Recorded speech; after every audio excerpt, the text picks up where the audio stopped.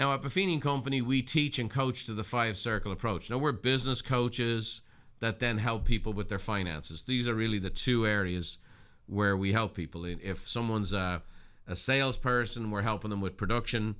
If they're in leadership coaching, we're helping them with, growing their leadership skills, but also how to scale their business. And so it's slightly different matrix for those two different types of coaching that we provide. But we always have people set goals in the 5 circles. We have a logo that has 5 circles that stands for spiritual, family and relationships, business and career, financial, and then personal. And personal is physical and emotional well-being. And that's how we've always encouraged people, because we believe it's a good life. And so you can have a great business and have great finances, but if you don't have those other 3 things, you may not be having a great life. So the spiritual and the family and the physical and emotional well-being, those are key. So what we do in coaching is we don't coach spiritual content. We don't coach people on their physical well-being. We don't not doing workouts of people or their emotional well-being. And we don't, specifically get into family coaching. All these things come up, of course, because we're coaching individuals. But the fact of the matter is we encourage people to set goals and keep their eyes on their priorities while working in their business and getting their finances in order, okay? So the 5-circle approach.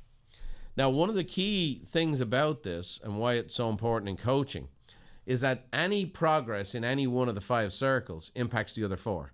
So someone could have progress with their family life that ends up impacting their attitude, which then impacts their business, which then impacts their finances, and creates an overall spiritual well-being. So that's why momentum in any one of the 5 helps the other 4. If you get progress in each one of the areas, oh my, now you really, really can have yourself a great year. So here's the questions for you. Spiritually, and it might be prayer, it could be reading the scriptures, it could be in fellowship, it could be meditation, books you read, it could be time spent in nature, music you listen to. So what's the one thing that you can do in 2024 that will make you go, you know what, spiritually, I grew in this area. Spiritually, as I look at my year in review, it was an improvement over 2023. In your family and relationships, you want to analyze, okay, who do you want to spend more time with, and how are you going to do that? I mean, it really gets down to that, right? I talked about 28,000 days. Well, one of the things I decide is I've got to make better decisions continually of where I invest those days.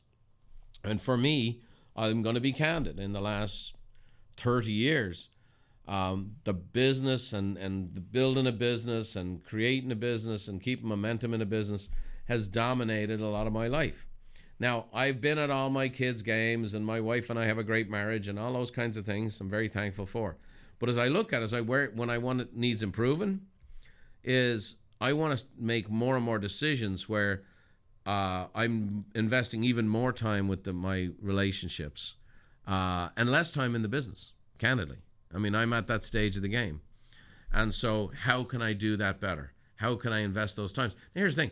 My family doesn't want me available 7 days a week, 24 hours a day. I remember when I used to be on the road all the time, and then when I came home, Beverly's like, hey, don't you have somewhere to go, But just so that I'm at the top of my game here in 2024, there's small decisions I can make where I go, no, I'm not going in the office that day. No, I'm not going to take that speaking engagement.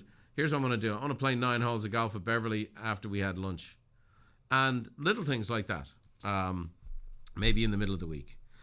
On the business side, right? Now, there's many things we can do on the business side, and we have lots and lots of podcasts to cover this. But 3 of the criteria we try to measure for our clients are, we ask them, how many referrals did you generate, right? The vast majority of our clients are in real estate.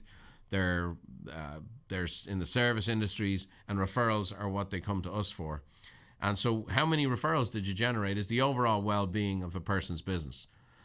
Not how much money did you make. Because if you're getting a lot of referrals, then that means there's a healthy sign. Now, if you're not converting a lot of them, it's either market conditions or some skill set stuff that's got to be developed. Then it's how much you make, how many transactions you do, how much business did you do. And then equally important to us is how much time did you take off. That's why, as we closed last year, it was $468,000 for our one-to-one coaching, and they averaged 5 weeks off. For people in our leadership coaching, it was $768,000 and 8 weeks off. And those are the numbers that we know. Okay, if somebody's making a lot of money and taking a lot of time off, no matter what else, they're winning. They're winning. Thanks for watching. If you want more tips on how to think, feel, and do better, check out these videos too. Oh, by the way, don't forget to subscribe to the channel and leave us a like if you enjoyed the content.